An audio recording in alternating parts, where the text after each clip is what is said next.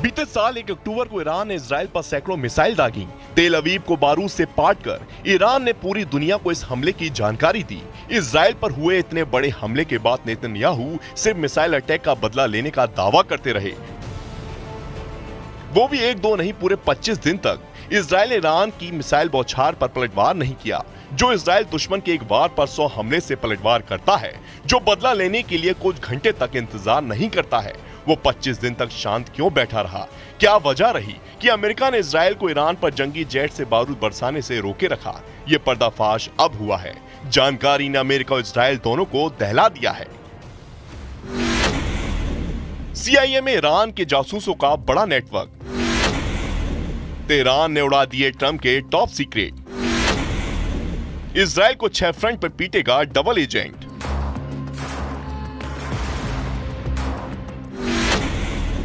युद्ध से पहले ईरान को मिल गया विनिंग फॉर्मूला।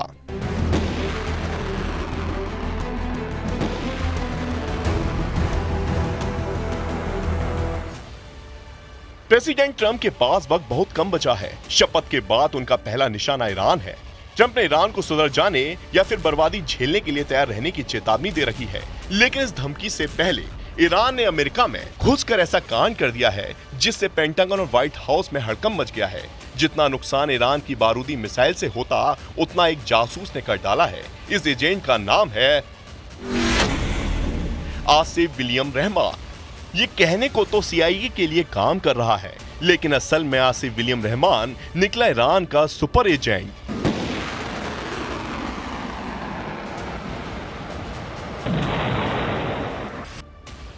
जिसने सुपर पावर अमेरिका की चूल्हे अकेले ही हिला डाली हैं। आसिफ रहमान के कारनामे के खुलासे के बाद FBI के होश उड़े हुए हैं। ईरान के एजेंट ने कितनी गहरी सेंधमारी की है? क्या इस एजेंट ने सुपर पावर के वॉर प्लान का पूरा ब्लूप्रिंट ही उड़ा लिया है?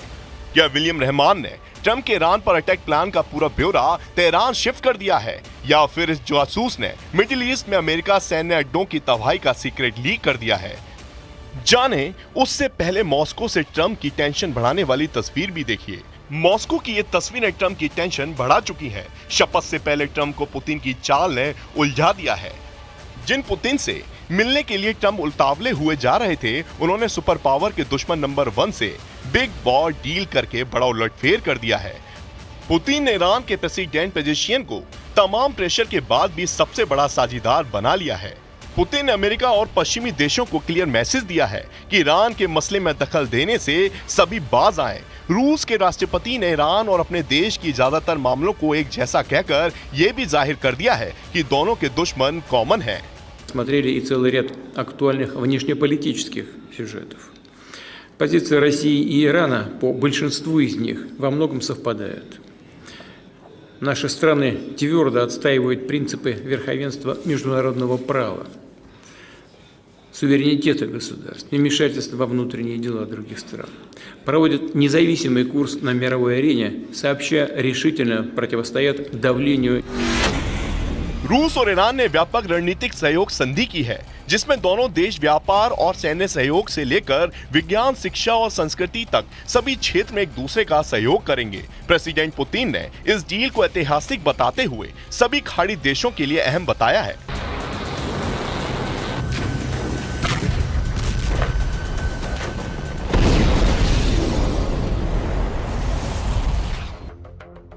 प्रेसिडेंट पुतिन से मिली मुंह मांगी सौगात के बाद ईरान के राष्ट्रपति ने दुश्मनों को मैसेज देने में देर नहीं लगाई। पेजेश्कियान ने रूस ईरान पैक्ट को नया अध्याय बताया है। همه زمینه‌ها به ویژه در زمینه همکاری‌های اقتصادی خواهد گشود. اطمینان دارم این سند که بر اساس منافع مشترک دو کشور تنظیم شده می‌تواند ईरान के प्रेसिडेंट ने सत्ता संभालने के बाद तीसरी बार पुतिन से मुलाकात कर बड़ी कामयाबी हासिल कर ली है। वहीं रूस ने साफ किया है कि इस डील से अमेरिका का कोई लेना देना नहीं है। हालांकि ट्रंप से पुतिन की मुलाकात की सुर्खियों के बीच ईरान से हुआ समझौता नई कहानी गढ़ रहा है। इसकी वजह पुतिन के सामने पेजेश्कियान की कही ये बातें हैं, जिसमें उन्होंने अमेरिका को दुनिया भर में अराजकता फैलाने वाला ठहरा दिया है। غربی باید به نگرانی‌های امنیت دیگر کشورها احترام بذارند و از تحمیل زیادخواهی‌های خود به دیگران پرهیز کنند.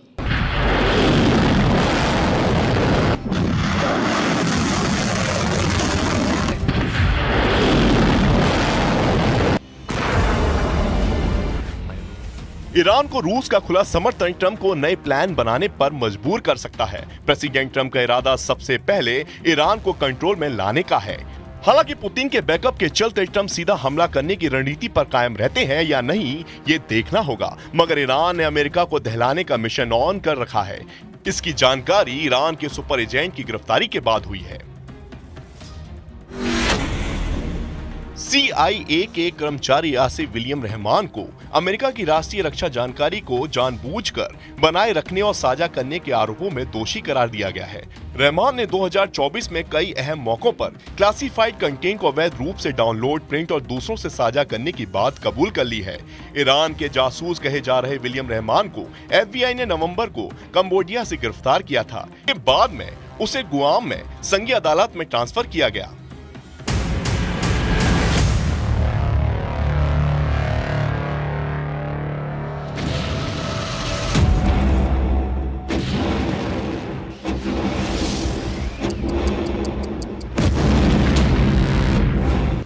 जांच पड़ताल के बाद विलियम रहमान की कलई खुल गई। ईरान के सुपर एजेंट ने इजराइल के अटैक प्लान का पूरा ब्यौरा ही तेहरान पहुंचा दिया था। अक्टूबर 2024 में इजराइल ने ईरान पर मिसाइल हमले का बदला लेने का प्लान बनाया था। इस प्लान की जानकारी इजराइल ने अमेरिका से साझा की थी, जिसे विलियम रहमान ने अपने आकाओं तक हमले से पहले ही पहुंचा दिया। अमेरिकी सैटेलाइट से मिली खुफिया जानकारी में 15 और 16 अक्टूबर को 2 अमेरिकी खुफिया दस्तावेज शामिल थे। ये दस्तावेज मूल रूप से सिर्फ 5 देशों की फाइव आइज एजेंसी तक ही शेयर किए जाने थे। लेकिन विलियम रहमान ने खुफिया दस्तावेज ईरान समर्थक टेलीग्राम चैनल को लीक कर दिए। इजराइल का अटैक प्लान ईरान समर्थक Telegram channel middle east Spectator पर दिखाई दिया। इस बड़े लीक ने अमेरिका और फाइव आइज गठबंधन के सुरक्षा उपायों की पोल खोलकर रख दी।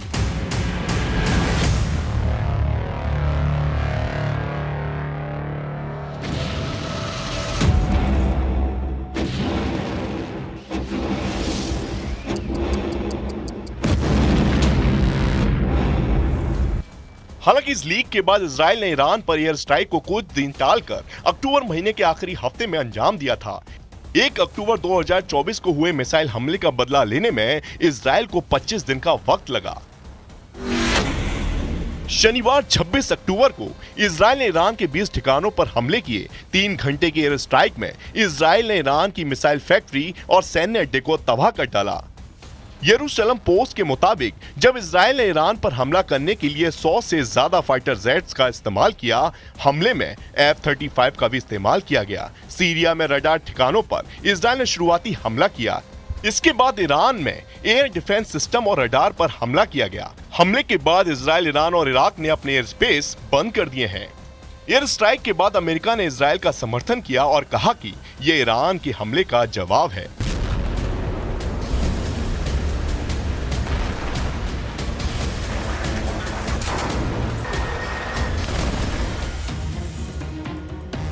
उधर CIA में घुसे ईरान के एजेंट की शिनाख्त का काम चल रहा है।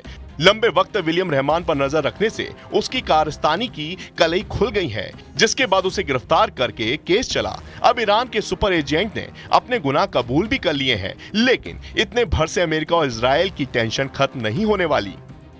वजह यह है कि CIA में विलियम रहमान इकलौता एजेंट है, इसकी कोई गारंटी नहीं है। तेहरान के लिए सीक्रेट मिशन को कौन कौन अंजाम दे रहा है, इसका अब तक पता नहीं चल पाया है। सीरिया में भी ईरान ने अपनी पैठ जमाने का ऐलान कर दिया है। सुप्रीम लीडर अली खामनेई ने यमन और लेबनान में लड़ाका ग्रुप को एक बार फिर से एक्टिव मोड पर आने का मैसेज दिया था, जिसका असर दिखने लगा है। رأس همه اونها آمریکای طماع و جنایتکار مجبور خواهند شد دست از سر مردم منطقه و ملت‌های منطقه بردارن و با ذلت از این منطقه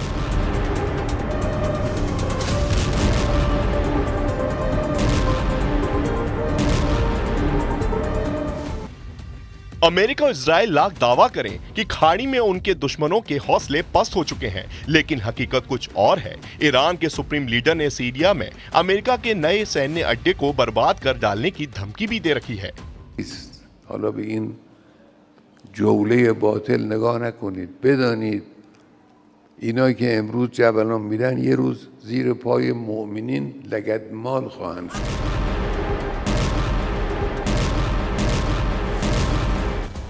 ईरान अब अकेले नहीं है। ईरान के साथ दुनिया का सबसे ताकतवर देश रूस है। प्रेसिडेंट पुतिन दोस्ती करने और निभाने के लिए जाने जाते हैं।